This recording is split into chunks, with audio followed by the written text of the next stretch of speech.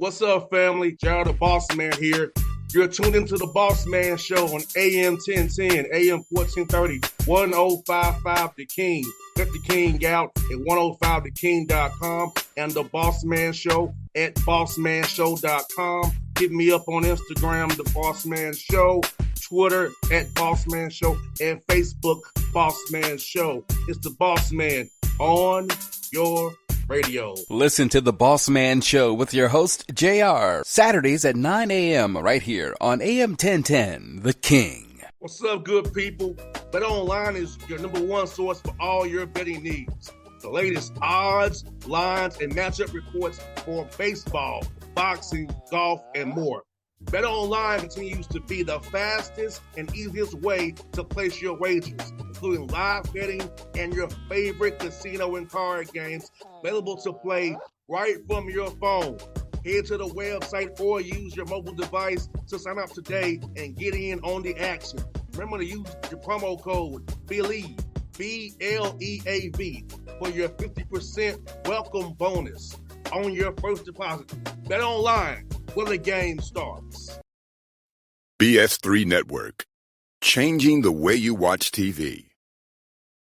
Yes, BS3 Network, changing the way you watch TV, covering content and hot topics from A to Z, sports, music, society and culture, movie reviews, you name it, we have it.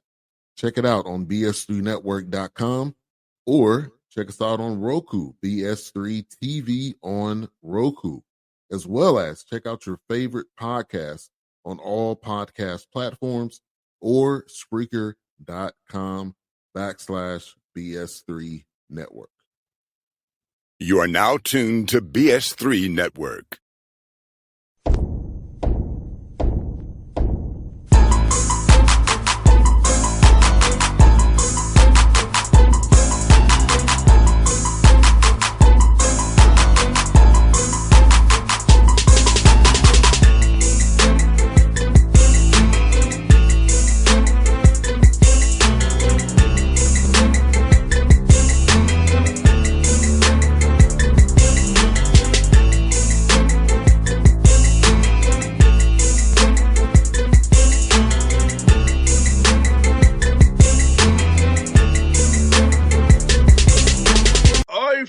Back on the Bossman Show, friend of the show. You see him in the background.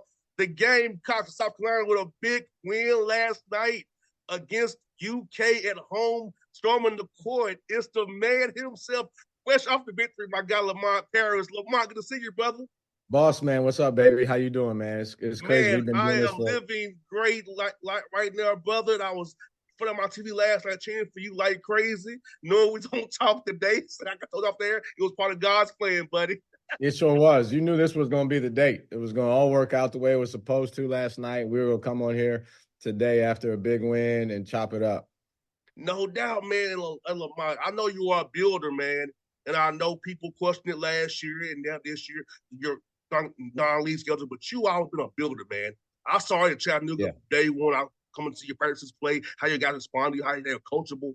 I knew you'd get this thing going the right way. So for you, man, knowing all the hard work you put in with your staff and seeing what happened last night in that arena, man, all that support, man, how does it make you feel knowing what you put into this program so far? No, you have a unique perspective because you've been to practices, you knew what it was like when I got to Chat, and then you saw what it was like after we got, as we built that thing the way we wanted to, and so the background as far as that goes. But it was rough sledding last year. You take over a job, and it wasn't like this team had been in a pro NCAA tournament for 20 straight years consecutively, and then you take that over. So it's just last year was part of the building process. We got a lot of things done. We grew a lot last year, and then this year, I think we got the culture right exactly where I want it, and you can see the fruits of our labor. So it's rewarding more than anything. It's just rewarding. It keeps you committed to your process. You got a process that you believe in, and then and the guys buy into it. And then when you see results, it just strengthens the belief and all that. And Lamont, that's why you said something so key there. buying into their roles, buying into the process. Talk about that piece of it. We're getting a young man to believe that the process is where it needs to be, and trusting that the role, hey, you're just going to be a screener, you're going to be a shooter, you're going to be a dribble driver, don't do too much. So accepting whatever role you give them. Talk about that piece of it for a young man on your team. So like all I'm doing right now, in my opinion. That's the hardest thing. In 2024, it's harder than ever for guys to do that. And especially when you're going to ask them to do something that, as far as they see it, doesn't help them individually. And they're not even sure that it helps you win a game because they're young. They don't know that. So it's about getting the right guys and convincing them that every role is important. They know I value any role. There's a guy on our bench that does nothing but wave the towel, and I count on him to wave that towel when we make a good play. Or another guy daps guys up when they come off the bench. I count on that guy to be dapping guys up. He can't show up one day and not dap guys up. That's an important role. So I think they all know that I value the role that they play. Everybody wants to score 20 points a game and play 30 minutes. Every kid wants to do that. But we got the kind of guys that understand that that's not going to be everybody's role right now. Roles can change over time. Roles can change in the same season. But I think more than anything, it's just that you got the right kind of guys that are about winning. They want to win the game above all else. And then if they can triple double and win the game, great. But normally it goes the other way around. Guys want to get a triple double, and then they say, hey, if we win, great. If we lose, oh well. And we got guys that are thinking the opposite way. That's been an important part of this. And Lamont, I know you love this about your defensive mindset, brother. I know how much you love it down on the floor. And your guys defend like crazy. Attention to detail, I can tell as far as the scouting reports and do what you want to do, but how they talk on defense. Talk about instilling that part as well, because we both know guys want to score, but we know that other part of the floor travels no matter what you do. It's so important. Like if you look at that Kentucky game, honestly, aside from just looking at the fact that we held them 30 points under their average, right? Alabama is the lowest points that they scored in the game was against us too. If you look at how many times Kentucky, who's got one of the fastest paces in the country, right? How many times everybody talks about our pace, but here's where the pace really takes effect. Look at how many times they got under 10 in the shot clock, and they don't ever do that, right? And that's what our defense has been able to do is make teams work hard to get a good quality shot. And a lot of teams, they won't do that. They'll take the first available shot. And they're confident, so they think they can make it. But yeah, defense has been a big part of what we're doing.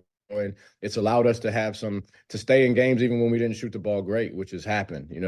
I think you're in the danger zone if you do it the other way around. Because you're going to have 3 or 4 games out of 32 where you just it doesn't go in. And so you don't need to say, well, we just lose the game because we don't make shots. When you defend at the level that we're defending at right now, you got a chance even if you don't make. Now, in the days that we do make shots, right, we were 11 for 23 from 3 in this last game. We were up 20 in the second half. We went 9 for 18 in the Arkansas game from 3, right? You're up 18 in the second half. So the days that we make shots, if we can defend like we did last night, the days that we make shots at all, you're going to have a tremendous chance to win the game. And Lamont, talk about defense, that late defense, under 10 seconds, how that's so key to defending a good 20 seconds, that last 10 seconds when it gets kind of scrambling, still stay true to your principles and not get out of character and to defend the right way. Yeah, it's one of the hardest things. As a matter of fact, in the second half, honestly, they got 7 points on situations where we didn't do that. We guarded the initial action, and this is how most teams do. They'll come down if they don't get something in transition. They got an action or an offense that they run, and then you got your late clock situations, right?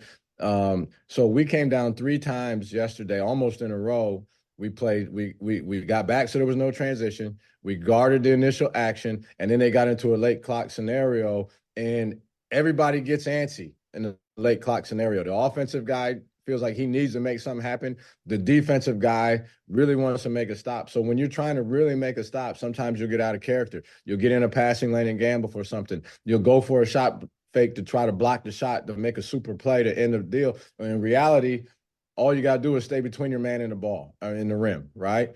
And if you can stay between your man and the rim enough times, the odds are in your favor that the possession is going to go your way. And so we've been really disciplined I give the guys a lot of credit for being disciplined on the defensive side of the ball and not trying to take the easy way out to make a play that the odds don't say you're going to make very often. No doubt, especially with what they call in block charges now, where you can't just come over and get a charge anymore. It had to be vertical now. Just try to stay Yeah. set for that ball. Don't get drove on because you have some help waiting on you because I know how you all do your scheme. So it's like, just stay solid and we'll be okay.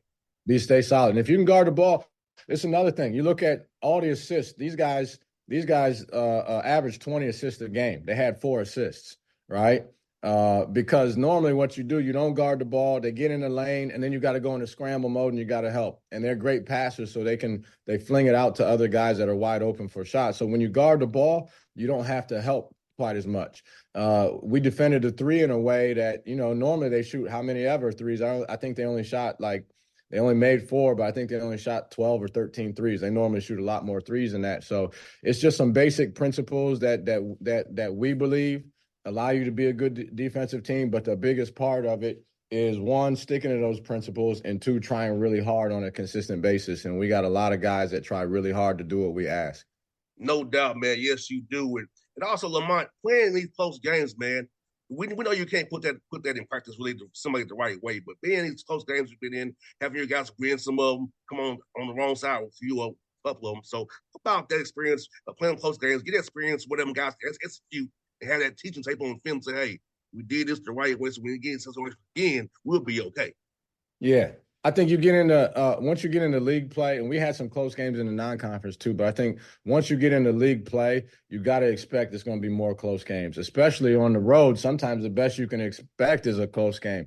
There's not too many guys in the league go on the road and then come back with a 20-point win. It's not that realistic. But so I think just having been in a lot of close games and winning a lot of them, losing a couple of them too, I think it just helps guys be poised, and there's no panic. There's a panic button out there every game, but you're either going to push the panic button or you're going to, ignore it and go to something different. I think when you get in a lot of close games like that and you've had those experiences, and we got an older team, that's a big part of it too. We got an older team. I think you can avoid the panic button a lot more times than when you're in. And it's a belief factor too. Somebody's going to make a play or make a shot or get a rebound that's going to ultimately lead to a win. So it's just a lot of confidence in those situations. But those experiences are vital. No doubt, bro. What I'm going to ask you about Meechie Johnson, man. Tell me about that young man and his development and growth in your program, man, and what you're happiest with him about on the court, a leader on and off the court, man. Yeah, the biggest thing with Meechie this year, he's such a talent, but the biggest thing this year, he's just been consistent. He's been so consistent for us. Like, we need him to step on the gas. We need him to attack. We need him to shoot. We need him to score. We need him to create plays for others. He's got to be one of the most unselfish leading scorers there in our league, if not in the country. But he's been so comfortable. It's amazing how guys flourish when they get comfortable. He knows what his role is. He knows he's got belief, complete and total, utter belief from our whole staff, from me. He's got a great relationship with me. So, I just think when you get in those scenarios, you can play calm, and when you do that, you can flourish. And he's grown so much. He's also been turned into a good defender. And that was an area he needed to grow when he got here, was just being locked in as a consistent defender. So just honestly, on both sides of the ball, I think consistency is the word I would use to describe that's led to all the growth. He's had a lot of growth. He's a great kid too now. Oh man, we got some good dudes on this team. They're just good guys to be around. When I go into the gym every day, I can't help but be in a good mood. Wins cure a lot of things, but honestly, with this group, it's just different dudes, great personalities, a very diverse group. We got kids from all different countries, a lot of different countries, all different parts. Michi's from Ohio, Miles Studi's from DC and Miami. We got kids from everywhere. So it's a great group. And Lamont, for you, man, you got balance scoring too.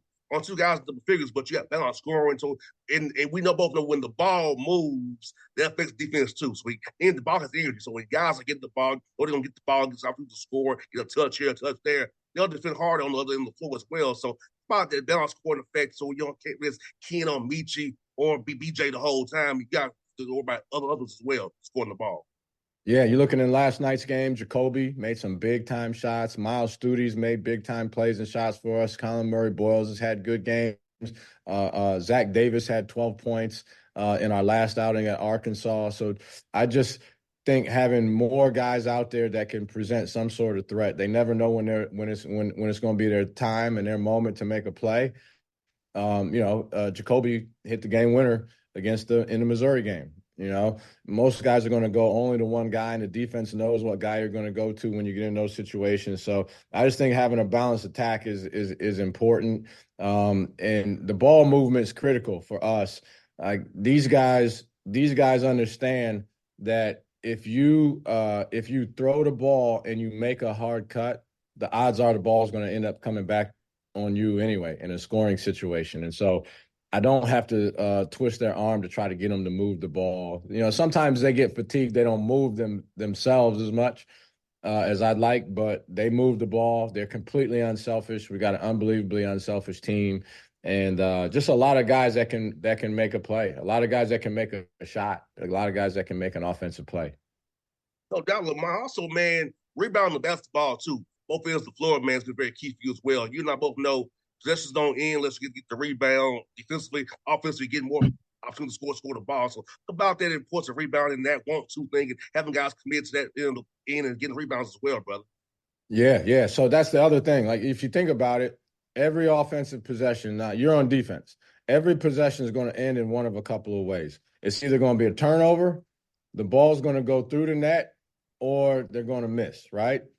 And the vast majority end in the very last one. A shot that goes up and doesn't go in. That's the vast majority of the possession. So if you're going to be a good defensive team, you have to secure your defensive rebound. And so we've got guys, we've worked on it. Like we go back, even some of our practices in January, like a couple weeks ago, we were doing blockout drills. Like you get into this time of year, most teams aren't doing that. And, maybe some guys don't have to, but we just throw a constant reminder out there to these guys that the possession's not done until you get the rebound. You work hard for 30 seconds to play good solid D and chase through screens and talk and communicate and stay in front of the ball and all that stuff. And then you give up a second chance opportunity. It just doesn't make that much sense to me. So we work really hard on that, especially, some of our guys, we ain't setting any records with vertical leap or and things like that. So you got to be block out guys. And I tell them, you don't have to block out if you want to jump above the crowd and grab the rebound, but I don't think it's fair for me to ask you to do that. You may not be able to make yourself do that, but if you can make yourself block out, you're going to get your fair share of rebounds. And so that's been a huge point of emphasis for us too. No doubt, man. Also, what I like about your team is you try to limit on those live ball turnovers too. You do a good job of taking care of the ball. I mean, we all know that puts you in transition, gets you cross match and rotation. So how about that piece having your players realize we need to live by live ball turnovers. Let's not have that many of them. And if we do, we need to get back like crazy. Yeah. Live ball turnovers are a killer. Somebody else said there's no defense for a run out, right?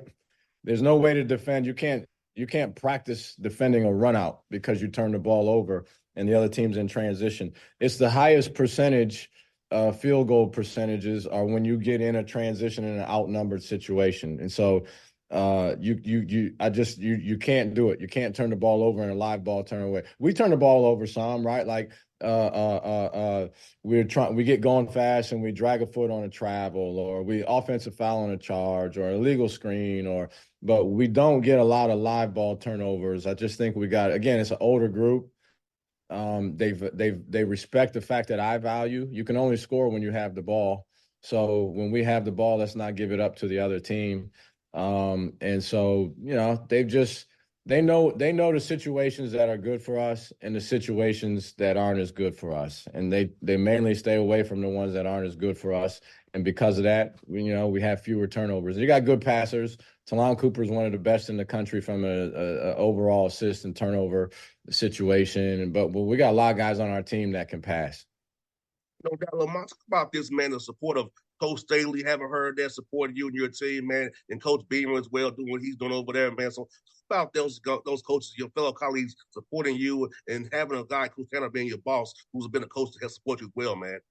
Yeah, no, this is we got a tight knit athletic department. Even our baseball coach, I heard from multiple coaches after the win last night. A bunch of them were at the game. Dawn's been great. Shane brought a recruit over here a couple of days ago. That's actually from my hometown and is a player. And so I just think it's a tight knit group in terms of these coaches and supporting each other and having each other's back. And so it was great to see them out there and get the love from them and know that they're supporting. But it was awesome to see Dawn at the game, and she was lit up at the game. She was into it. She was waving the towel and all that stuff. So they got a big one coming up at LSU. So I'm excited for them to go perform and do their thing too. I wish it was a home game that I could be there, but I know game day will be there, so they'll be ready to perform. But it's a tight knit group here with the coaches. It's awesome. Coach Tanner, Ray Tanner, our athletic director, was a national championship, a two-time national champion baseball coach here at South Carolina. So he gets it. He knows what it's all about. And so just being surrounded by people like that, the value in that is incredible, just to be able to, sometimes head coaches are the only ones that understand what a head coach is going through. So it's nice to be able to have good sounding boards with those other guys. No doubt. Well, Lamont, man, I'm going to see you in Nashville at the SC tournament. The schedule works out good for me, so I can come up there and see you all play, man. So I'll be cheering for you between now and then, brother. Look forward to seeing you again in person. So Eddie, I said, what's up, man? I'm happy as heck. Bossman, I will. Hey, I do. I don't know if you even remember the first time we got together. I was at Wisconsin as an assistant coach, and we've been doing this. These little interviews and whatnot since then. So it's been a long time. I appreciate all your support and all the love you give us in Atlanta area and just in general, man. So yeah, keep doing your thing. I know you're great at your deal, and I look forward to seeing you in Nashville, if not before. No doubt, my good brother. Appreciate you. Yeah, it's been fun, man.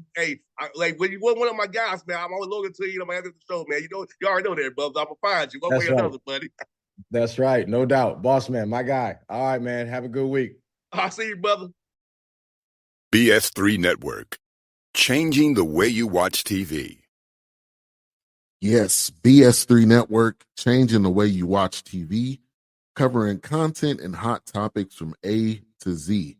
Sports, music, society and culture, movie reviews, you name it, we have it.